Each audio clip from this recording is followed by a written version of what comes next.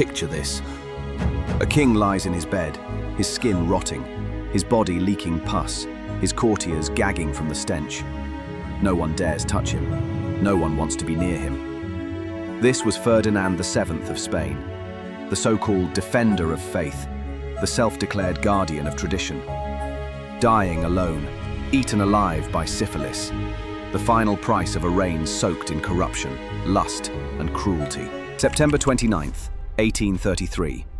The royal palace of Madrid is silent, its corridors heavy with the smell of sickness. Behind the velvet curtains of the king's chamber, a man of 48 lies broken. His skin is eaten by ulcers, his body wasted by a disease he once mocked as the curse of the weak.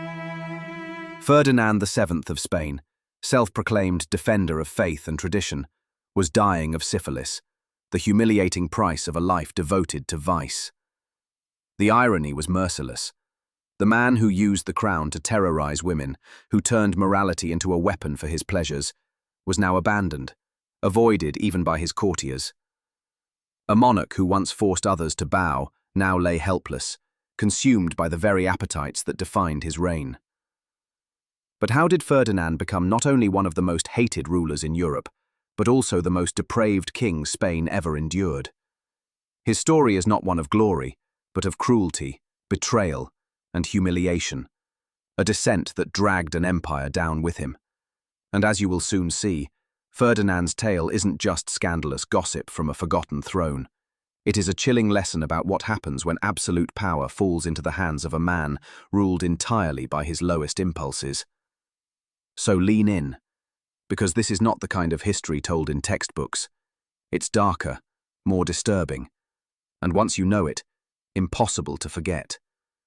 And if you think kings always die with dignity, wait until you hear how this one met his end. And if you want more haunting stories like this one, hit that subscribe button now. It helps more than you think. Ferdinand's story began in 1784, born into one of Europe's grandest but most corrupt courts. Spain still held the illusion of being a great power, yet inside the palace walls, decay was everywhere. His parents, King Charles IV and Queen Maria Louisa of Parma, were less rulers than puppets tangled in a web of scandals. The Queen, notorious for her affairs, flaunted her passion for her powerful favourite, Manuel Godoy, who effectively governed Spain from behind the throne. To young Ferdinand, this was the world. Whispers of betrayal echoing louder than prayers, and lust far stronger than duty. Even as a child, he showed a darkness that alarmed those around him. Servants whispered of the prince tormenting animals for sport. Tutors who tried to correct his cruelty found themselves dismissed or quietly replaced. Discipline never stuck. Indulgence always won. Unlike other heirs who spent their youth in study, Ferdinand spurned books, dismissed music and art, and displayed almost no interest in the mechanics of rule. Instead, he found entertainment in voyeurism, drilling secret holes in palace walls so he could spy on the private moments of courtiers. It was a childhood not of discipline, but of unchecked appetite. By the time he reached adolescence, it was clear. Spain's future king was not being shaped into a ruler, but unleashed as a predator. At 18, Ferdinand was expected to take a step toward responsibility. His marriage to his cousin, Princess Maria Antonia of Naples, was meant to tame him, to mold the reckless prince into a respectable king-in-waiting. But instead of reform, the union became a stage for his darkest impulses. Maria Antonia was young, devout, and educated, everything Ferdinand was not. She arrived in Spain with hopes of partnership, only to find herself trapped in a gilded cage. Behind closed doors, the marriage was not a union, but a torment. Reports whispered through the palace describe a husband who humiliated his wife, who treated intimacy as another form of domination. As the years passed, Maria Antonia withdrew into seclusion. Her once bright presence faded into silence, and courtiers began to notice her pale face and trembling hands whenever she was forced into public view. At just 21, her life ended abruptly. Official papers blamed tuberculosis, but rumors spread quickly. Whispers of poison, or a spirit broken by cruelty. Ferdinand's reaction was chilling. There was no grief, no public mourning. Instead, he was heard remarking with unsettling candor that he was now free to pursue more interesting pleasures. For him, the death of a wife was not tragedy, but convenience. It was the first time Spain caught a glimpse of the monster their future king truly was. When Napoleon's armies swept across Europe, many expected Spain's prince to rise as a symbol of resistance. The country was fracturing, soldiers and citizens alike bracing to defend their land. But Ferdinand saw opportunity not in sacrifice, but in survival. In 1808, as unrest shook Madrid, he maneuvered behind his father's back, encouraging rebellion that forced King Charles IV to abdicate. Yet instead of rallying his people against the French, Ferdinand turned to Napoleon himself. At Bayonne, he stood before the Emperor of France not as a proud monarch, but as a beggar. Witnesses recalled the shameful scene, the heir to Spain humbling himself, offering concessions, pleading for security of his own crown. Napoleon, no stranger to cowardice among kings, later remarked that Ferdinand's weakness was unlike anything he had ever encountered. For Spain, it was betrayal. While patriots shed blood in the streets, their future ruler was bargaining away the kingdom's dignity for personal comfort. Exiled to France, Ferdinand wasted no time in surrendering to indulgence. Far from plotting liberation, he filled his days with idleness, his nights with excess. Prostitutes and exiled courtiers joined him in debauchery, while letters intercepted by French officials revealed his constant demands for entertainment. It was during these lost years that he first contracted the disease that would one day destroy him. Proof that even in exile, his vices clung to him like a shadow. Spain bled, but Ferdinand remained blind to it. For him, the war was not about freedom or sovereignty. It was simply a backdrop to his personal indulgence. In 1814, the nightmare came home. After years of exile, Ferdinand returned to Spain amid cheers from a people desperate for stability. Many believed his arrival would bring reform, even renewal. What they received instead was the rebirth of tyranny. One of his first acts was to restore the Inquisition. To the outside world, it looked like a gesture of faith, a defense of tradition. In reality, it was a tool, a brutal machine that gave Ferdinand absolute control over enemies and victims alike. With a single accusation of heresy, he could silence rivals, crush dissent, and bend families to his will. For the women of Spain, the threat was even darker. Pardons, forgiveness, or survival often came at a price, their submission to the king's demands. The court itself became a theatre of corruption. Ministers were not chosen for their wisdom or skill, but for their willingness to offer wives or daughters to the crown.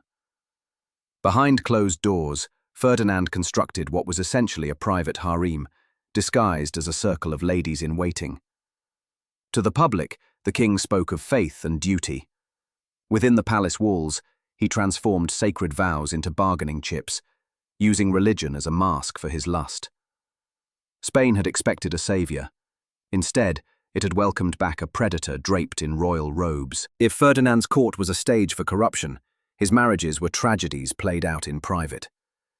Each new bride entered the palace with the weight of alliance and duty, and each in turn was broken beneath the same cycle of cruelty. His second wife, Isabel of Portugal, was barely 19 when she was delivered to Madrid. What was meant to be a union of kingdoms became a prison. Rumors spread quickly through the palace. Screams in the night, physicians called in secrecy, bruises that no royal dress could conceal. Within 2 years, Isabel was dead. Official bulletins cited illness, but her confessor later admitted she had long prayed for release from a torment she no longer wished to endure. Months later, Ferdinand married again. Maria Josepha Amalia of Saxony. Another young woman, another victim. She survived only briefly.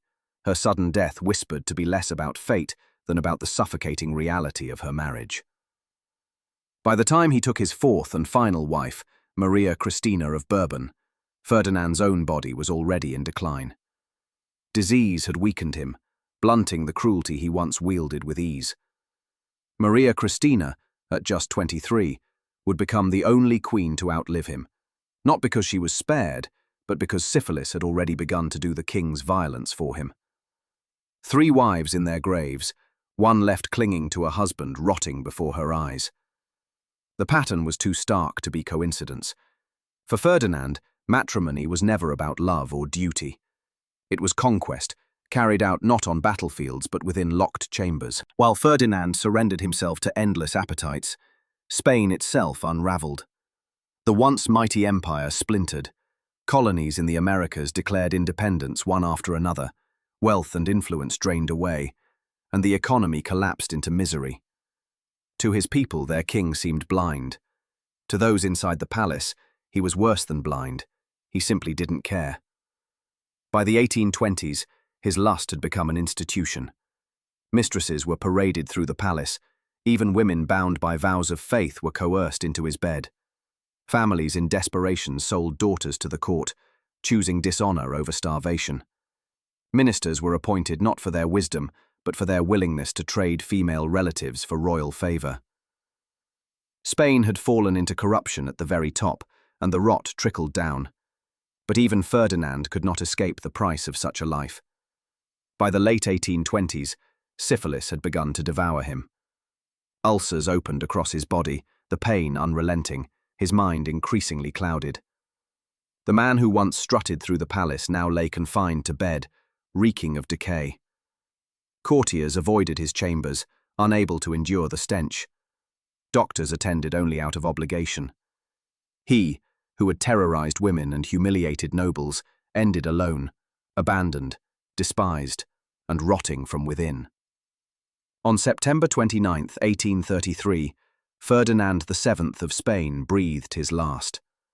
There were no sincere tears at his funeral, only the quiet relief of a country finally free of its tormentor.